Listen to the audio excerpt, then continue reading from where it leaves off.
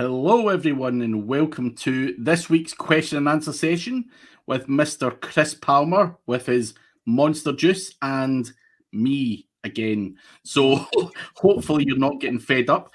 In the chat, let us know where you're from, guys. This channel is sponsored by odys.global. You can get £100 if you sign up today if you're looking for age domains or done for you affiliate websites. So there you go. But whilst we're waiting for people to come in, and that's why I just cut you off while we were off air, Chris, talk to me. Show me that mouse again. Let me see that fucking mouse.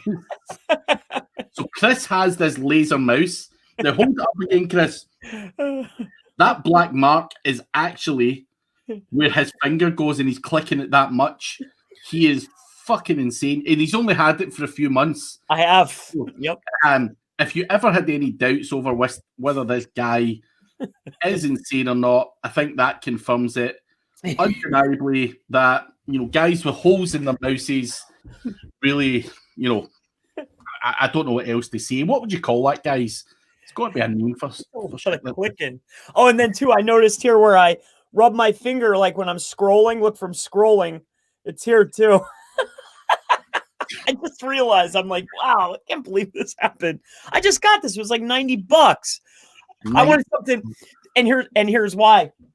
Sometimes I have like a little couch that's right here, and I like to take my computer screen and I'll put it over on the desk that's sitting right over here, and then I'll lay on the couch and I'll when it's leisure time, and I'm just like, works good.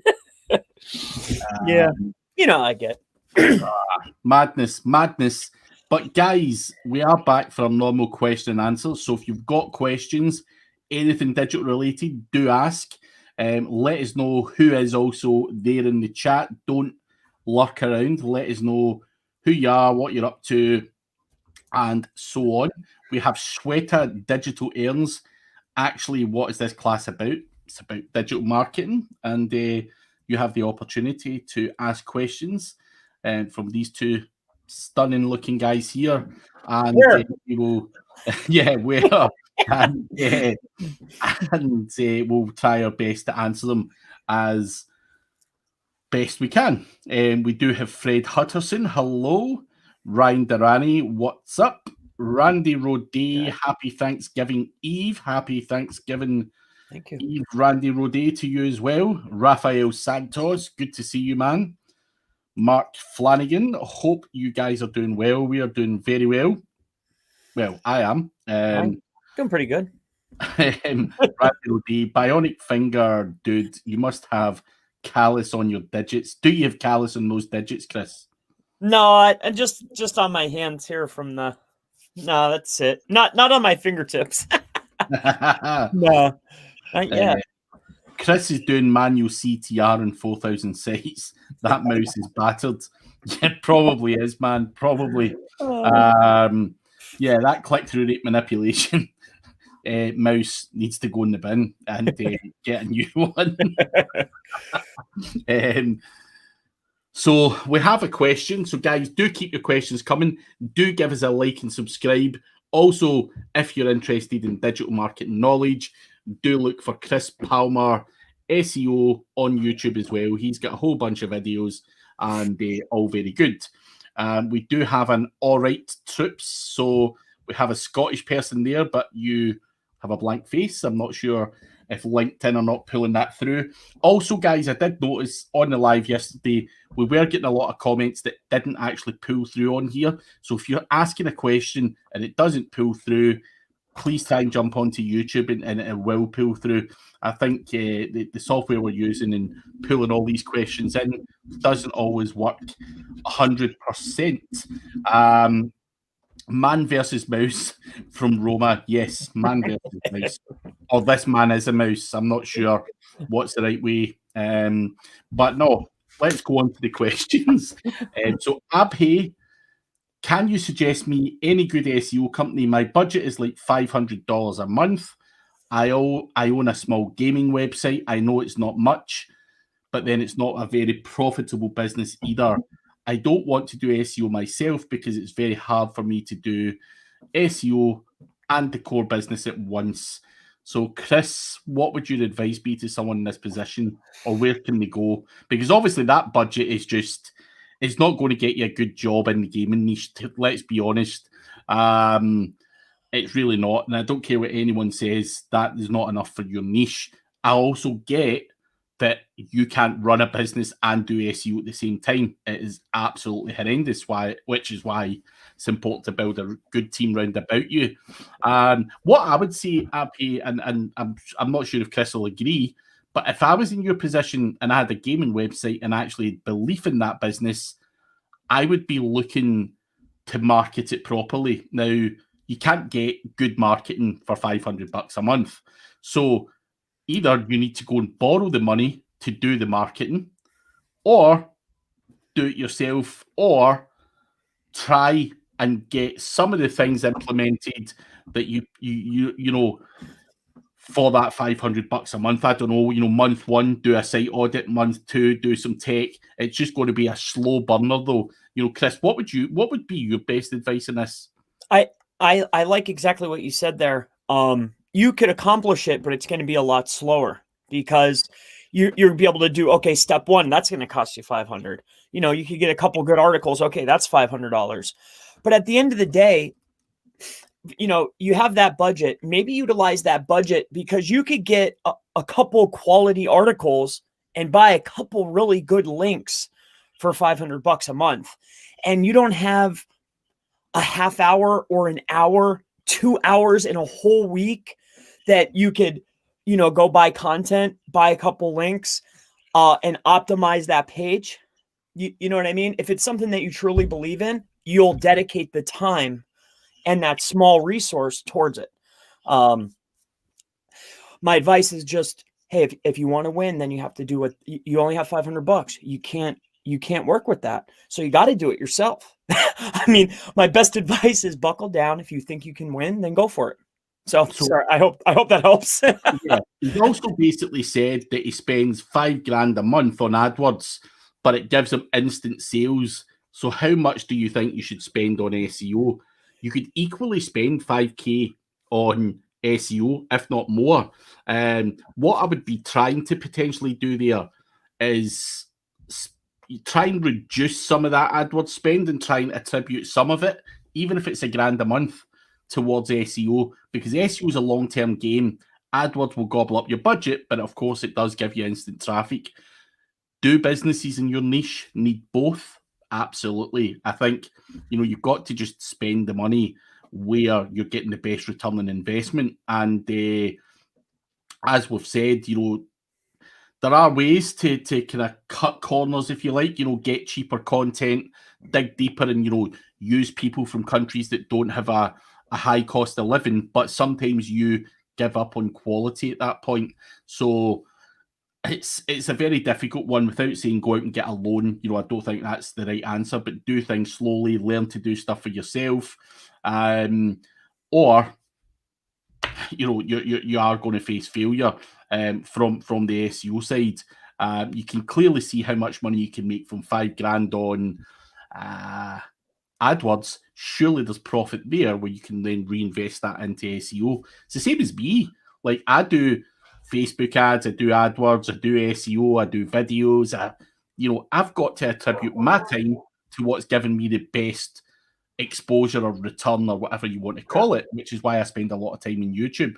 I've just got to make that time available, whether I like it or not, whether I have admin or not to do. I just need to give that admin to someone else and spend the time on what is actually working. So unfortunately, there's not much else we can say other than that. Hopefully that helps. Alejandro Vega. Hey guys, what is the best way to get another SEO contract? I'm currently an SEO intern and I'm looking to make more money. My internship only consumes about 3 hours of my day and I make $500 a week. I was thinking of maybe getting another part-time job to make ends meet. Yeah, Chris, you want to give some options? Well, I mean, whatever position you're in, you need to make sure that, you know, you need to make sure you have somewhere to lay your head, right? You have to make sure you have food. You have to make sure you have clothes. So I would make sure my essentials are in place, no matter what. So if you have to get a job to do that, but it, you know, during any other spare time, I would be trying to get clients. And the best thing that I came up with was showcasing knowledge and reaching out to people. So, I mean, it's not as if I have, you know, the best answer for getting new clients, but I do know this. I always make sure that I have somewhere to lay my head. I make sure my bills are taken care of. So, Yeah. you know, There's nothing at all wrong with looking for other opportunities, though. That could also be affiliate marketing, you know, doing a bit of content for someone else. You know, you don't have to get another job as such. You can make money, you know, running your own little affiliate website, or whether you just wanted to try and get yourself another couple of $100 a month, you could do some content writing for someone, or whatever your skills allow you to do. But yeah, if you're only earning $500 a week and you want more, and you know you're only using 3 hours of a day, you know there's another 5 hours there that you could potentially earn money. So you know that's nearly double what you're doing with your intern job. So you've nearly got double the amount of time to spend, which means that potentially you could earn yourself another £1,000 a week. You know, if you wanted to knuckle down and get the work done. So the great thing about digital is it's really up to you what you earn. You're not constrained by anything. You know, obviously reach out, get clients and all that can be slightly difficult. But it can be done, you know, whether it's affiliate, buying and selling stuff online. You know, Chris's wife does stuff, you know, that she makes money, you know. I'm not going to disclose the niche, but they make money, but it's still online and all of that kind of stuff. So there are ways to make money using the skills that you actually have, and it's just up to you to twist those skills into a money-making opportunity. So hopefully that helps. And to add on to that, I think just starting, because, you know, you'll start doing a little bit each day, and then the next thing you know, now that's your new job. So just start whatever's in your mind. I know you have ideas. Just start doing those ideas a little bit at a time. Eventually something will hit for you. So that's my best advice. Yes, good advice. Guys, do make sure you give us a like and subscribe on this particular video, and do keep your questions coming as well. It's great to get a wide variety of different questions. Andy Woolley, good to see you, man. Back as a regular again. Andy Woolley was on every week for ages and then fell off the wagon. I'm assuming you were very busy, but these things happen. So Ryan Durrani's also chipping in with a bit of advice in the chat. You know, find out what you're really good at in SEO and try and solve a friction point with other SEOs. That's good advice. Good to see you, Ash K. Thank you for coming along. Make sure you do give us a like and subscribe there, my man. Andy Woolley, with Black Friday around the corner, how would you advise structuring content for seasonal times of the year? Any essential tips? So here is my tip, actually, Andy.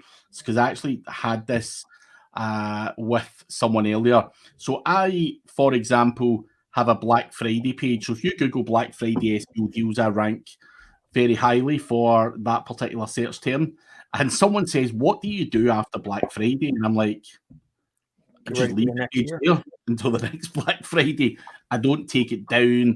I don't do anything. People are clearly going to get a do follow link for being listed on there, blah, blah, blah.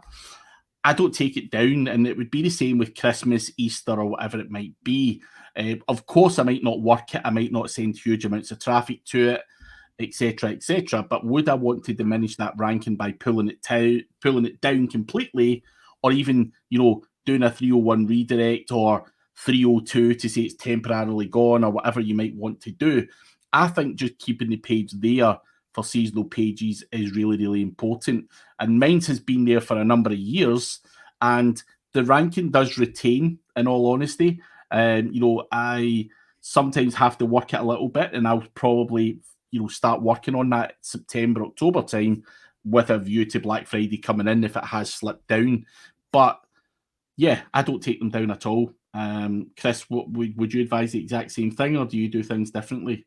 No, I really like that. But for one of the niches that I work in, that's not something that's mine, but I noticed that they start building content for seasonal work. Like, you know, some particular keywords you have to add the years to.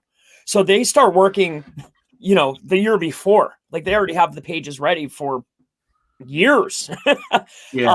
So I really like that, what you said, you know, keeping it there, letting it retain, let it build authority. I think that is the best advice.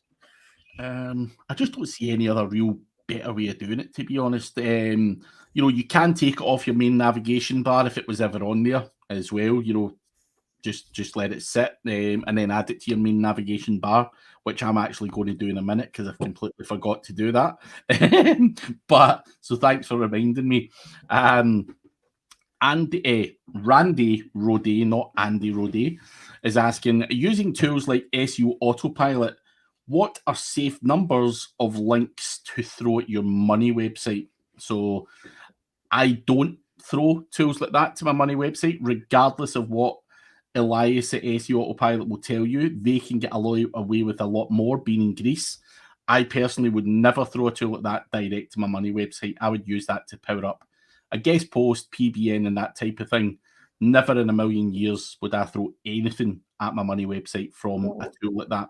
That's just my theory. What about you, Chris? That's very interesting that you said that. So wait, would you send, and I've never looked at the tool or its stuff, but would you send low quality links to a guest post? Or when you're powering up a guest post, do you use a little bit better links, or do you use generally?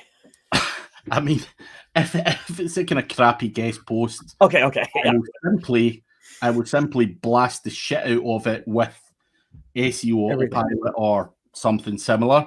If it's a good guest post and you know it's getting traffic and everything else, I would maybe send niche edits to that and some PBNs or whatever.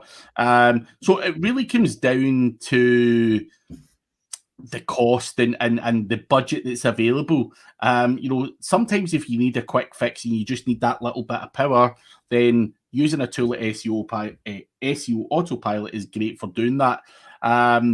But you know, niche edits, PBNs, and you've just got to mix it all up to be totally honest. But I think you can be a lot riskier and a lot more aggressive with the likes of SEO Autopilot.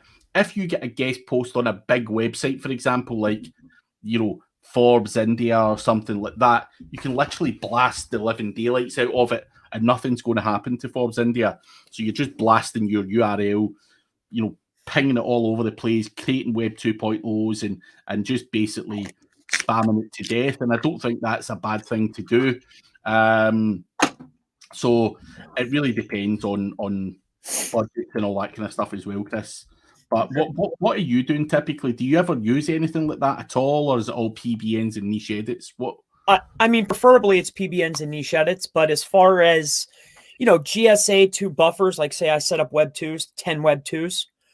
That's, I mean, say GSA. I don't use SEO Autopilot, but GSA to there. Sure, all the time. Like right now, I'm going through another revamp of buying a bunch of lists. I noticed there's a lot of new vendors out there selling GSA blasts at huge quantities. So I've been snapping those up and sending them to a page, which I shared public, which is chrispalmerseo.weebly, just to see, you know, what's going on here with these links. So far I've hit that site with 2 million GSA from these new vendors, and only like, I don't know. I don't like the ratio that's coming back. I'll tell you that much, Craig. Vendors are kind of horrible. I don't like the sound of that whatsoever. But hey ho, it's always worth trying. So yeah, each to their own. But that's my thoughts on it, Randy. Hopefully that helps. Yeah, not to the homepage or to my main website. Never. Always to a buffer, though. To answer his question, my opinion. Yeah. LinkedIn user, I'm about to launch a new marketing brand. Do you think local AdWords will have any impact? I don't see why not, to be honest. I mean, do you only work locally, or is your stuff, you know, more suited to a wider audience? Now, what the reason I asked this, right, is, and you've probably done this as well, Chris, over the time. I used to be obsessed with ranking locally. Now, it wasn't AdWords, it was all about SEO for me, being an SEO. And I used to want to dominate Glasgow and all that kind of stuff. And what I actually found was the local people, to me, were actually just tire kickers and time wasters. I had to broaden my horizons to get to the good money. So, people in Glasgow would be all other marketing agencies and all that looking at me, seeing what I was up to and, all of that kind of stuff. Or that guy that comes in and says £100 a month, he's top limit. He's spending way too much. That's outrageous sums of money for him to be spending, which in the grand scheme of things is an absolute joke. So I think potentially, depending on your area and the type of people you've got in that area, for me, sometimes being hyper local can actually just bring in those tire kickers. Try it. If it does just bring in all of them, scrap it and try and widen your horizon. What's your thoughts on that, Chris? Yeah, I think it does highly. It really depends upon where's your area. Where is the market? Like if you're in the middle of New York City and you're trying to do it, hey, you might get some business. But I think for the most part, you definitely want to go outside of your locality. But to answer your question specifically, local AdWords are going to help right now. But as far as for long term, I move more towards content, content strategy. Yeah, no, good advice. Good advice. Hopefully, it worked for you, but try it and see what happens. Andy Woolley has been busy. I know the feeling, mate. It is horrendous. And yes, hopefully that remains organic number one in the UK. Just need to get a lot more clicks on that Black Friday. I went to that site 52 times this morning. I did. Did you actually?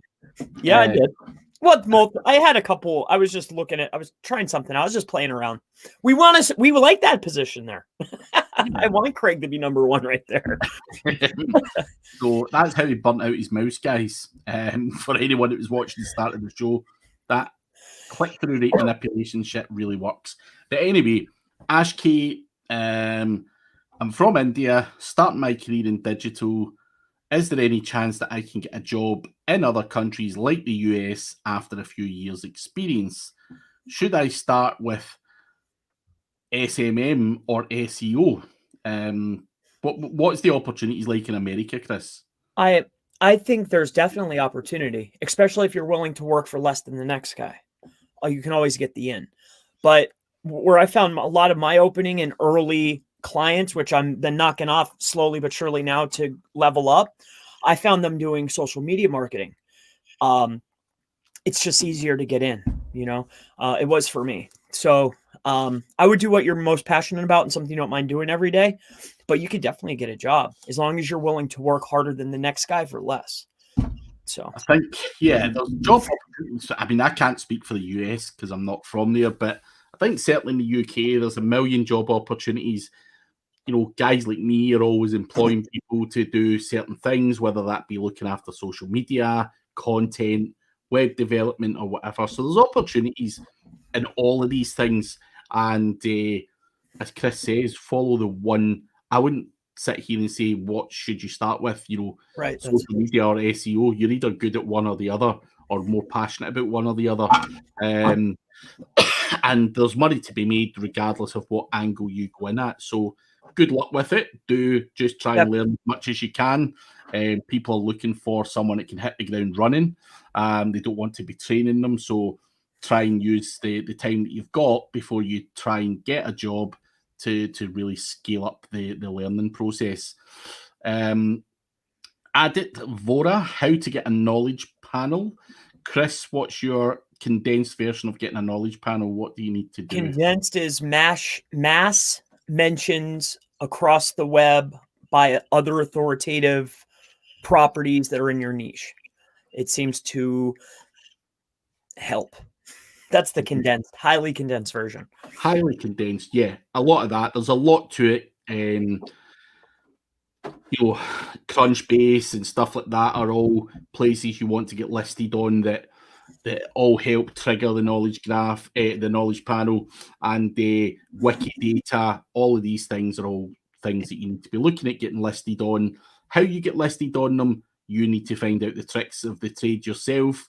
There's some little weird quirks like Wikidata where you can't submit your own profile, which is the bizarrest thing I've ever heard.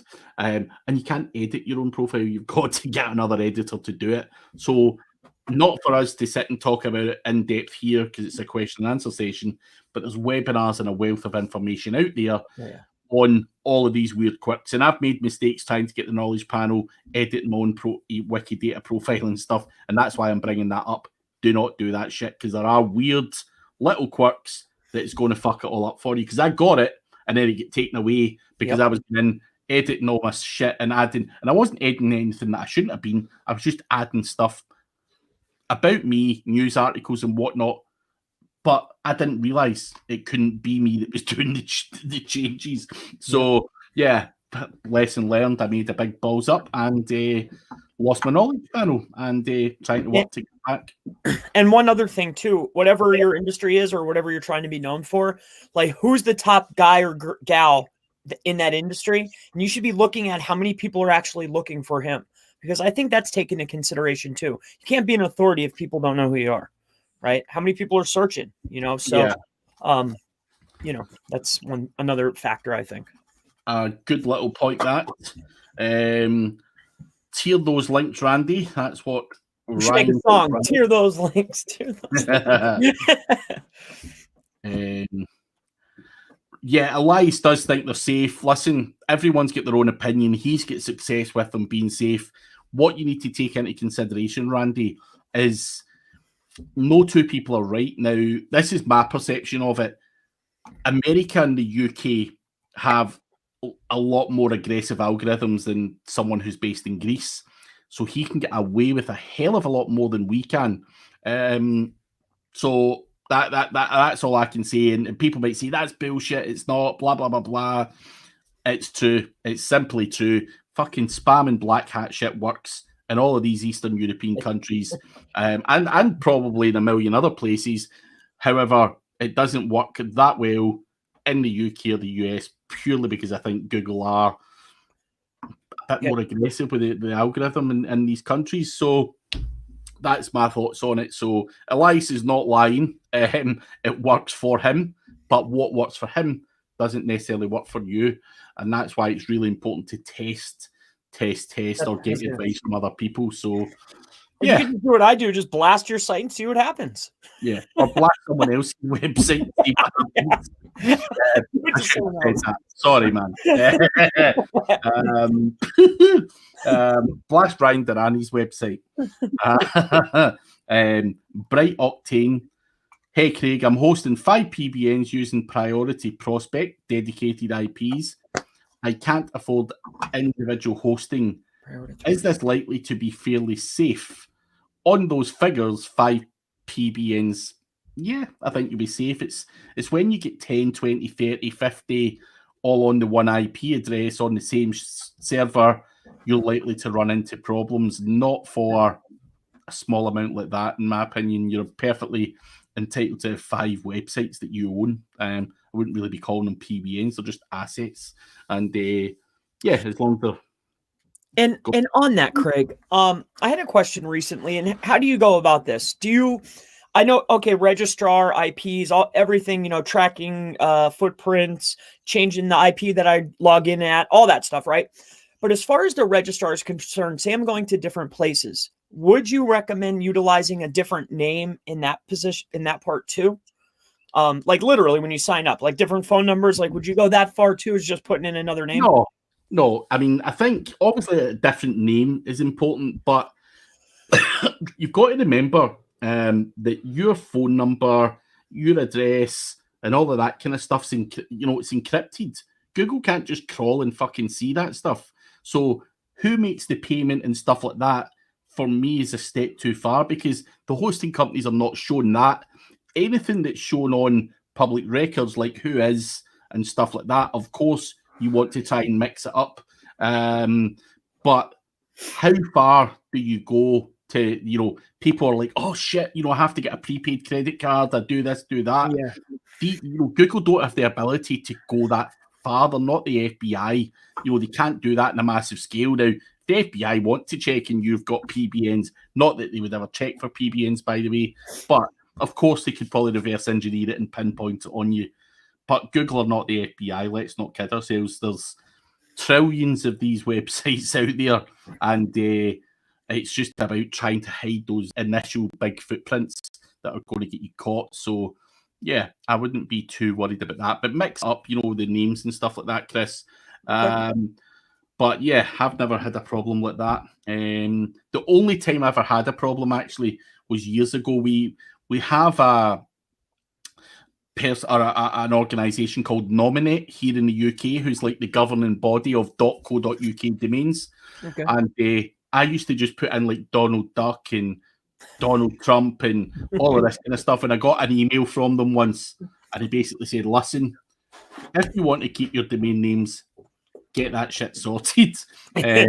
So if you start using names like that, it's going to flag up and someone's going to look somewhere, whether it's from a governing body or something like that. So if you're using like John Smith or, you know, whatever, just try and keep it looking semi-real, I think is the key point. Don't use Donald Duck, because I was stupid, young and naive when I was trying that stuff, and Nominate were onto me, so be careful.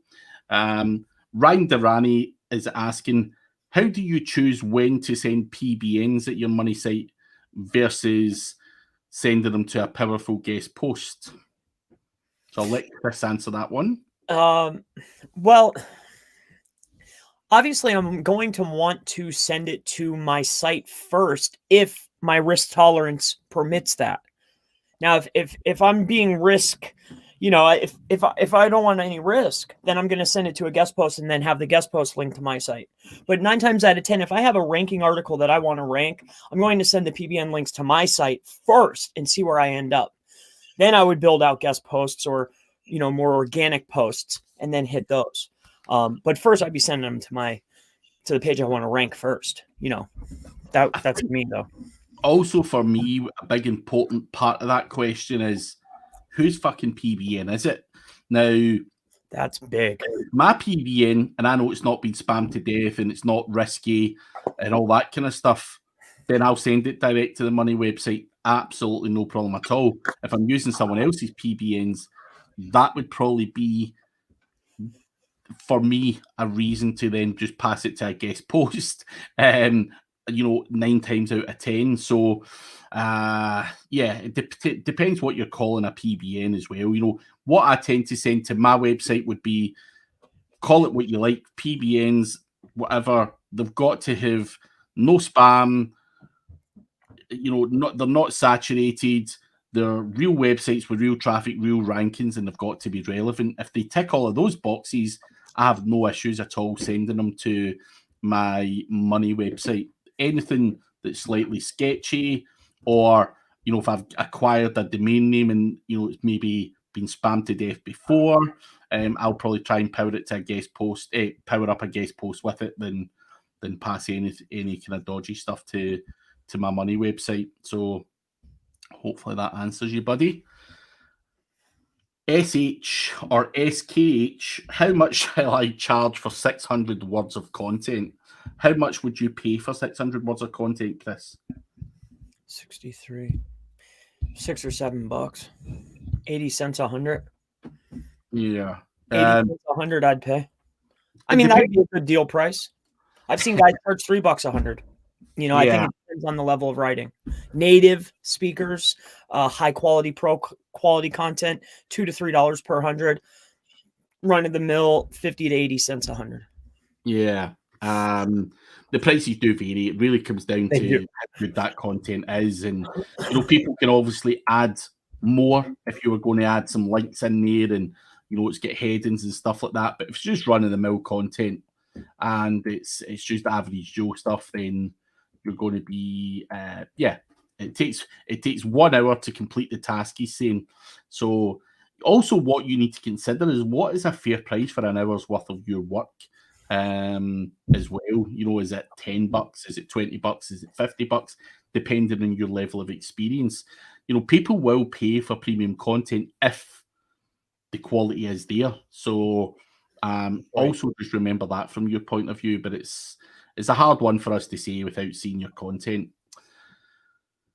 Rafael Santos, for tier 1, any authority link or better topic related links. I think Raphael was helping someone else out when he was putting that in there. David Holgate, I've noticed Google guarantee more and more in the UK now in different niches. Do you think it will mean the death of GMB lead gen? What do you think, Chris? I don't know if it's going to be the death of it. I don't know. That's hard to say. I think it's hard to say, but I think that they are trying to, push out that type of business, though. I do think that that's what they're working towards, obviously. So yeah, maybe not right away, but I think over the course of time, that's their objective, because why should anybody else be profiting? It's their platform. They want to take all that. So, Say that as if you work for Giggle. Why should you all be profiting? Exactly. That's how they feel. You would think it shouldn't be that way, but yeah. Oh well.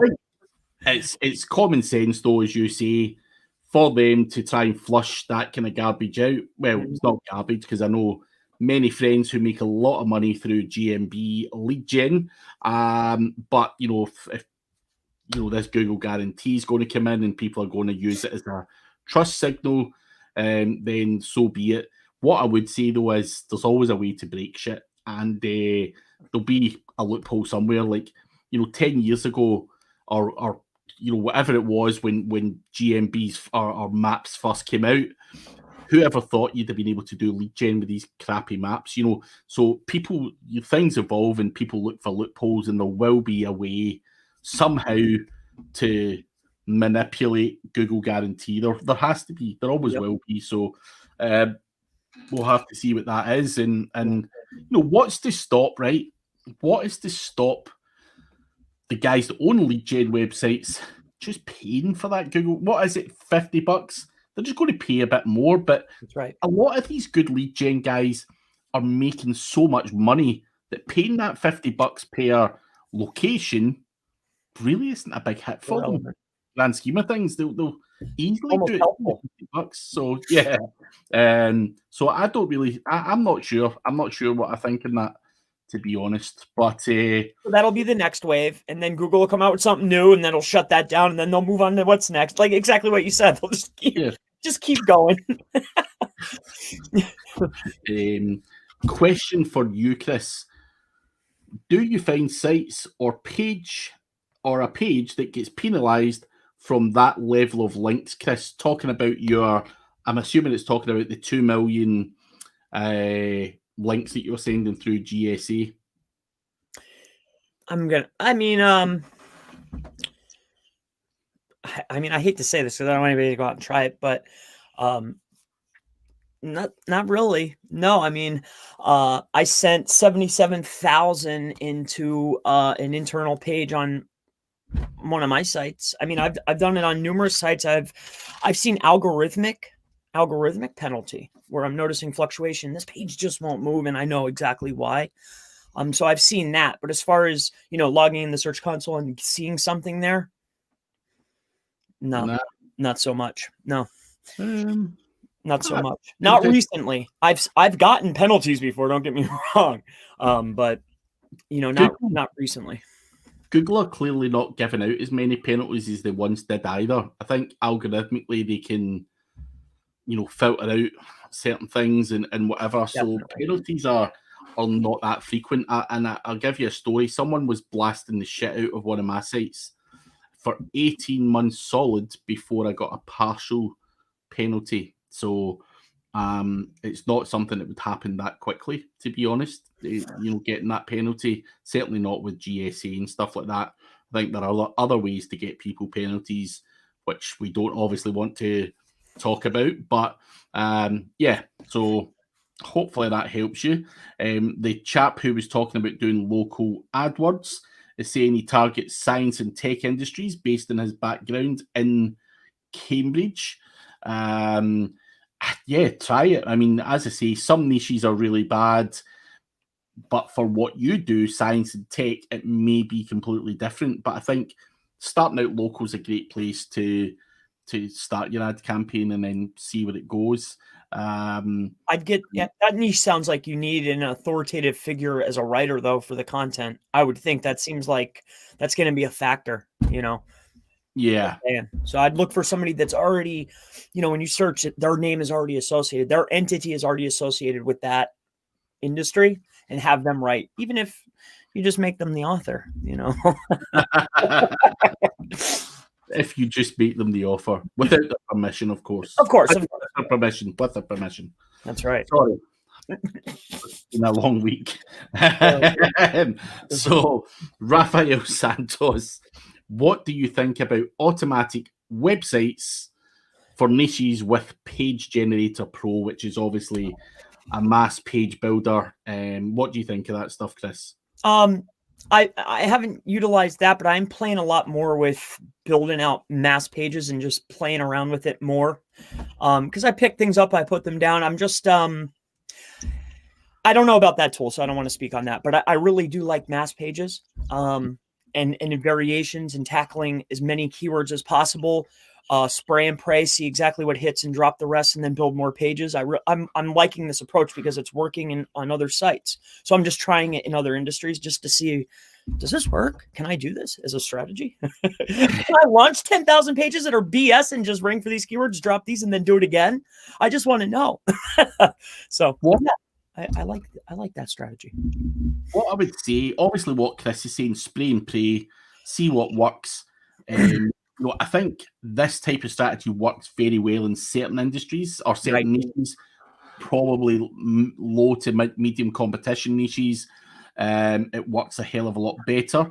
But I like the spray and pray approach. So I know a lot of guys that have used page builders, mass page builders, smashed the shit out of it, found a whole bunch of stuff that actually ranked, and then went in and bettered the content on those pages that were actually generating all the traffic and money, and get rid of all the other shit. That is a strategy. It can work. I've seen it work.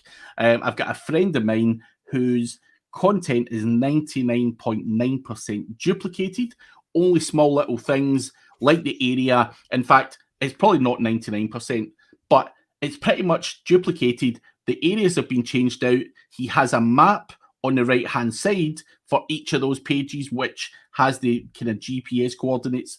And he's also got another thing that pulls in like a Wikipedia data. So, for example, if it was New York you were targeting, it would pull in a snippet, a paragraph of content that's then spun, and it says stuff about New York, like New York's a place where, you know, the Twin Towers were, or you know, whatever, or Central Park's there, or whatever garbage you want to put on your page.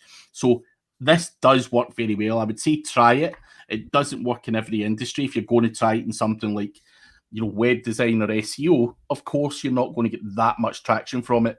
What you will find is a lot of those smaller areas will rank well, and a lot of the bigger areas, which actually drive all the traffic and all the money, simply it won't cut it. But for very niche specific stuff with low competition, it works very well. So try it out. It genuinely does work, and I've seen it with my own eyes, so can definitely vouch for it. Guys, we do have 15 or 17 minutes left. Do give us a little like and subscribe if you haven't already. Just while I'm getting my breath back, I'm bloody out of breath here. There's a lot of questions. I'm excited talking about mass page builders. I was getting excited there talking about mass page builders, but yeah. Kazi Farhan, listening to you guys and doing my job, best motivation while doing SEO. Thanks for everything, Superman. Thank you. Kazi, good to see you as always. Andy Woolley, any tools for analyzing content clusters outside of the manual work, such as SEMrush, SC, Yoast, LSI, etc.? So I had a podcast the other day, Andy, and there's a tool called keywordcupid.com. Big Leo has that tool. So you can import your Ahrefs or your SEMrush data, and that will give you your clusters. You've also got cognitive SEO, which again, you can group things into clusters and it can basically give you your content strategy or your internal linking strategy. But I would say Keyword Cupid or cognitive SEO, if you go to the keyword tool, keyword finder, on there, you'll be able to use that to find clusters. And I think we actually spoke about it on yesterday's live with Mike and Brad.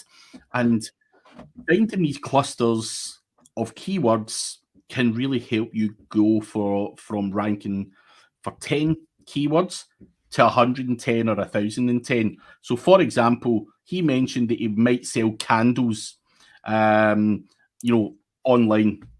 Now, if he put in another set of keywords like men's scented candles, then he's going to get a cluster of words all based around men's and scented.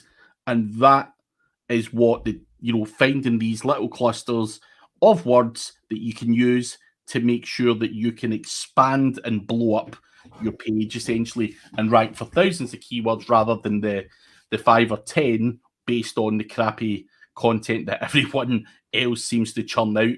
So have a look at that. Keywordcupid.com. I think it does a great job and it can double up as part of your content strategy or internal linking strategy as well. So what about you, Chris? I was going to mention cognitive. I didn't hear about, other than you mention it. So, but I know cognitive does a good job of that. I think you said the best. I mean, what can I say? Ryan is encouraging Randy Rodet to have a little GSA blast. Chris, Cope or Skull? What the hell does that even mean? I don't know. Copenhagen. Skull. Oh, right. Skulls for. If you ever watch Joe Dirt, he says it. So. What is that here right now? What is that? It's Copenhagen straight long cut. What is that? Is that like a cigarette? Like no, it's chewing tobacco. It's chew dip. Well, we call that snus here, but they put it like in a tea bag type thing, and people put it in up to their gum, and it gets into. Yeah, they sell that. They sell those bags. I mean, I'm from high school, and it just stuck with me, like through wrestling and stuff. Like all those guys, we didn't smoke, so it's chew. So you just chew this stuff all day. Man, what does it taste like? To me, it tastes like raisins. It's got like a raisiny, sweet, datey. It's like a sweet. I don't know. It's hard to explain. I just really enjoy it. I enjoy it immensely, actually. About a half a can a day, I enjoy. Sounds absolutely grim, but hey ho, each to their own. I'm a non-judgmental guy. Guy Fox. English links for foreign websites. What do you think? I'm sure your competitors have links of all types. Now, I think though, if you're in a foreign land or however you would say that in a different country, I think that your bulk of it should be, because remember, you're acquiring links organically and naturally. So it would be only natural that you're acquiring them from within your country. But I think it's perfectly natural to have some from, if you're in India and you get them from United States, that's fine. But I think the bulk should become from wherever your country is. Yeah. In my opinion. That would also be my opinion as well. If you're in the UK, which I am, I would want primarily to be getting a whole bunch of UK-based websites if that was the target audience. In the exact same way, if I was going to America, it would be America based links if I was doing Amazon affiliate or whatever. So yeah, try and do that. Obviously, if you're talking about English links for foreign websites, like if you've got some Bulgarian website and you're really finding it hard to get Bulgarian links and all that kind of stuff, just see what the competition are doing, the guys that rank really well in Bulgaria, and you get a much better answer on the type of links they're getting, where they come from, the anchor text they're using, and all that kind of stuff. So just use one of the tools and reverse engineer what these guys are getting. I know Bulgarian links or Scandinavian links, they're harder to get than your usual .com.co.uk type links. There's not like a whole bunch of vendors out there with the, lists and stuff like that for whatever reason. So But I know people are working on that stuff as well, so keep your eyes peeled. There are guys that have little bunches of sites, shall we call them, in these areas. So any free platforms where I can find low competition keywords in the fashion niche. It's kind of hard as fashion items are quite high in demand and thus highly competitive. So where is the best place you can find low volume keywords, Chris, in a highly competitive industry? Well, what I would do is if I was in that situation, I'd go to the leading competitor, right? Go to their top ranking page because they're probably pulling in tons of keywords. I'd go over to a tool like Wordsy, which you're looking for free, I think you said, right? So go to Wordsy, WORDZE, I think it is. Take that competitor, plug it in there. It's going to list all the keywords and similar keywords, and then just start plucking them out. Okay, this one I could write for this. I could write for this. That's what I would do. Start shaving off the words that they're not optimized for, that you know that they're pulling traffic in from. So that's what I would do. Yeah, it works. I don't know of any good free tools. I don't really use free tools. I would, if you have a paid tool like Ahrefs, you can still scroll through the competition and just go after the ones that have a low keyword difficulty score. So and start there, or go after the long tail stuff. But yeah, use what Chris said if you're looking for it for free. Mm-hmm. Facebook user, what is your favorite WordPress tool? Oxygen.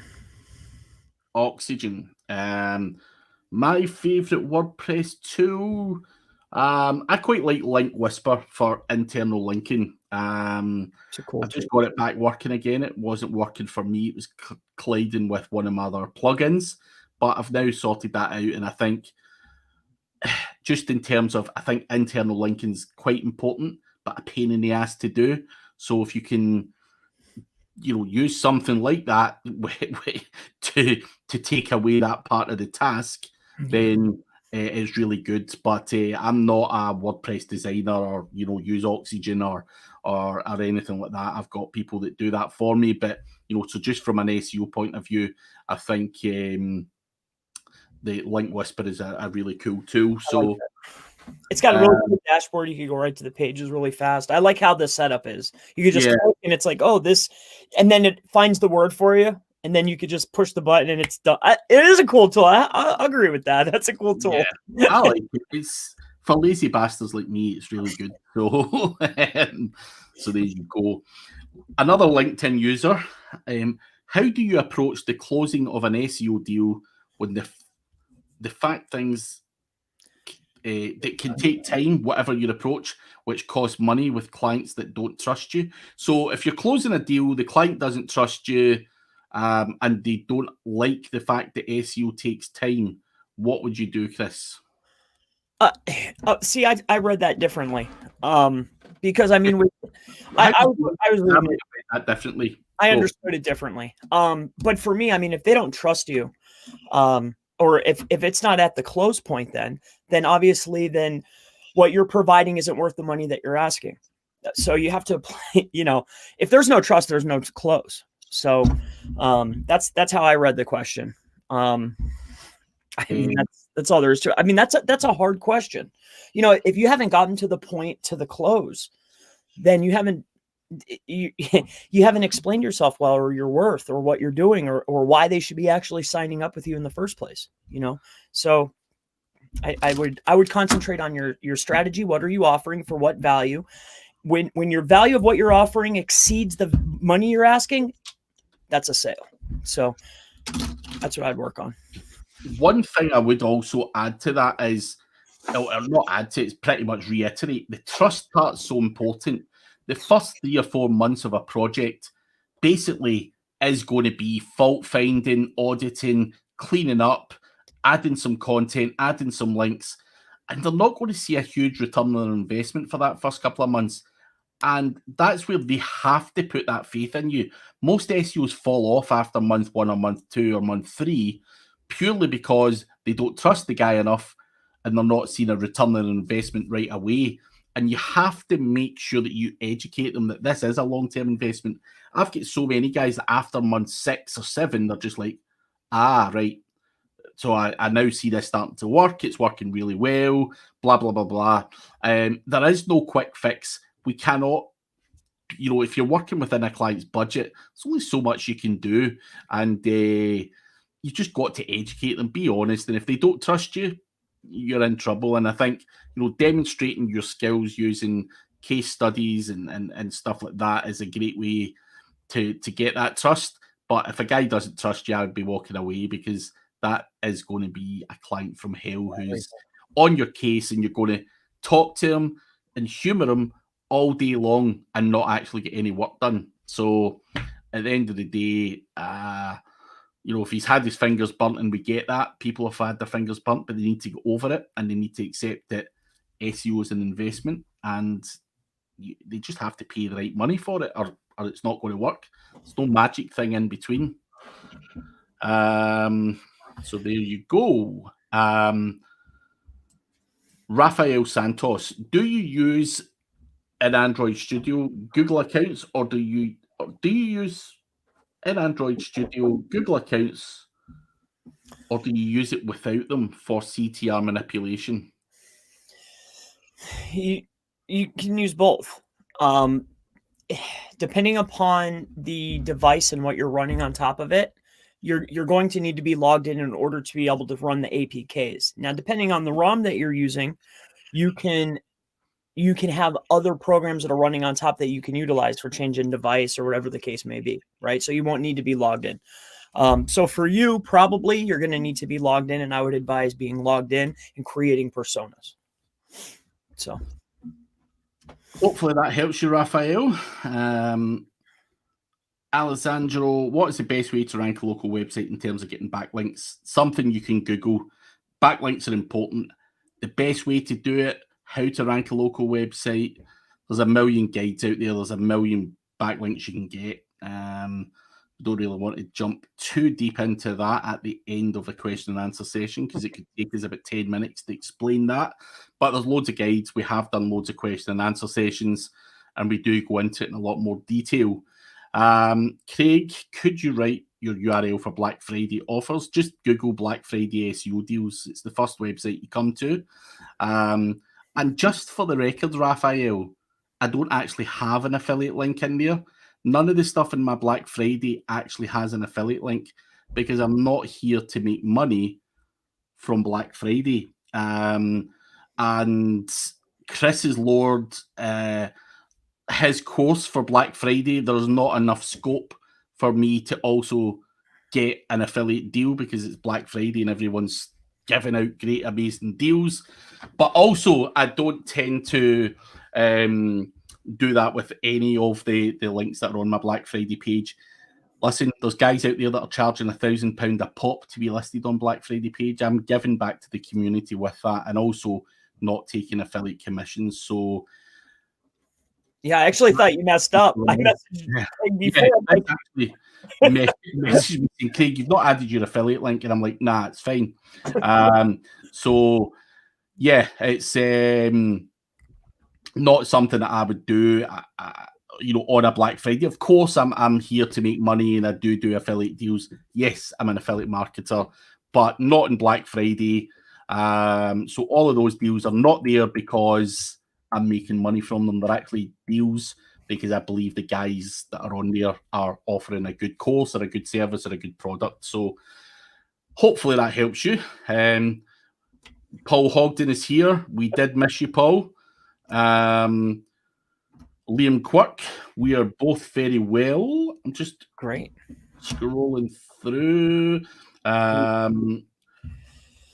Lightning round. Yeah.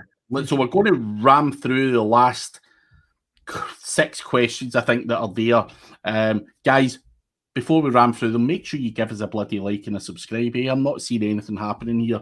So make sure you do like and subscribe to the channel. Share it with all your friends and family as well.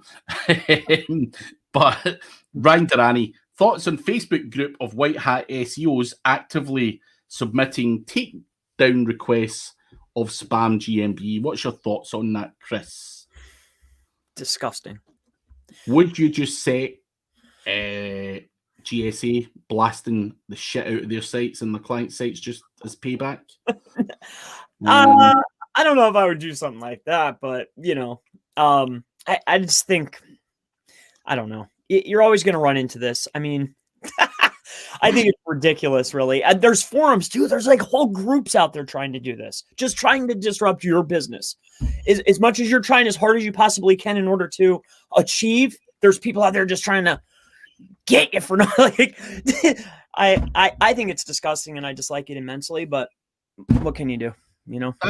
That's why I think people should concentrate in their own businesses rather than wasting so much time and energy trying to disrupt someone else's. There's money, plenty of money for us all to make money, right.